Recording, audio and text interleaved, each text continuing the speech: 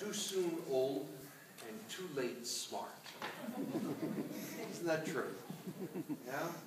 If only we knew then what we know now, things would be so much different. Our memories are an important part of our life. The things that we remember make us what we are now. The things that we remember, the people we remember, somehow or another mold and shape the person we have become. And I think there's only certain things you can learn by getting your hands dirty with life. You know, young people, when I was talking to our confirmandi, the ones that are preparing for confirmation today, it was a great experience. Like I said, they are a wonderful group of young people. And I got to tell you, as pastor, I feel very proud that these young people are a part of our parish. And yet, there's a certain naivete to that. As they very quickly said, you know, Jesus is the most important person in my life. You could tell they're in school. They got an A. They raised their hand, gave the right answer, got an A. But they haven't been out there. They haven't had to struggle to believe that. They haven't had to wrestle with it yet and try to make tough choices in very gray areas of life. And yet the people who surround us, that relationship shapes our lives. November is a good month for that. November is a month for memories. We begin November the 1st, and we remember the great saints of our church, those men and women, whether they're enshrined in our windows or in statues or wherever it might be, they're enshrined in our hearts. They're enshrined for some of us in our name. Thomas, and James, and Mary, and Barbara. Great names of great men and women who are living examples of what the gospel is about.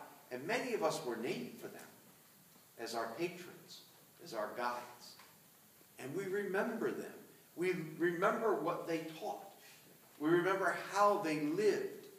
And we somehow or other tried to model a part of that into our own lives. And we followed it right away with November the 2nd, the Feast of All Souls. Those men and women whom we physically have known, our parents, our grandparents, our brothers and sisters, our aunts and uncles, great aunts and uncles, people who have been a part of our life and have moved on to eternal life. And we remember them. We remember the joy they brought into our lives. We remember some of the pain that came into our lives because of them. We remember all the things they taught us, and remember the ways that they taught us, the ways that they celebrated our birthday or our anniversaries, the ways that they helped us to learn tough lessons in life, and the ways they celebrated when we learned them. We keep those people in our memory as we continue to live that. In a couple of days, this coming Friday, we'll celebrate Veterans Day, where we remember all those men and women who serve in our armed forces, including our deacon, Bill, and so many other members of our parish who have stepped forward and said, yes, I will serve. After the draft ended and we went to an all-volunteer service, people had to step forward and say, yes, I will serve on behalf of my nation. I will be there. In some cases, even giving their life. And we remember not only that they served for us, but those of you who are in the military, those who served with you. Those people who became a special part of your life, and a unique bond is formed.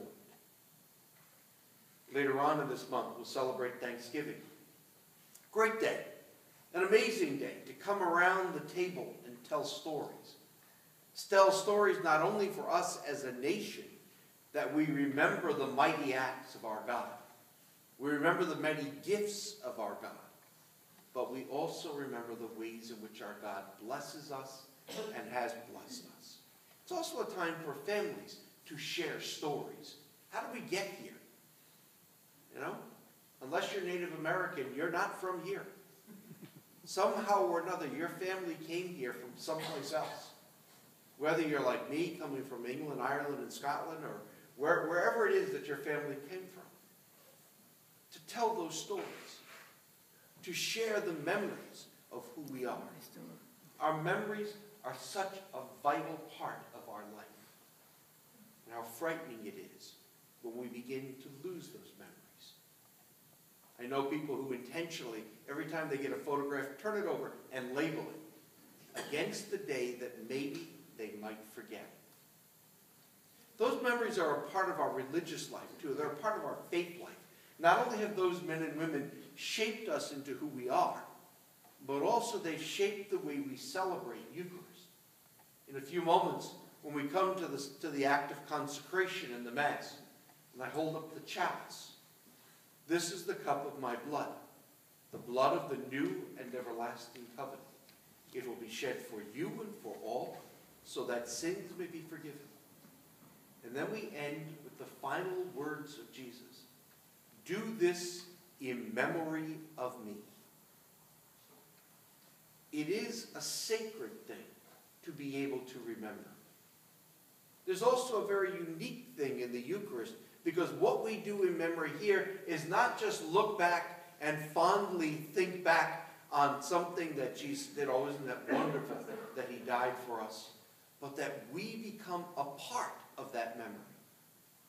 It becomes a living reality for us that you and I now sit around that table in the upper room.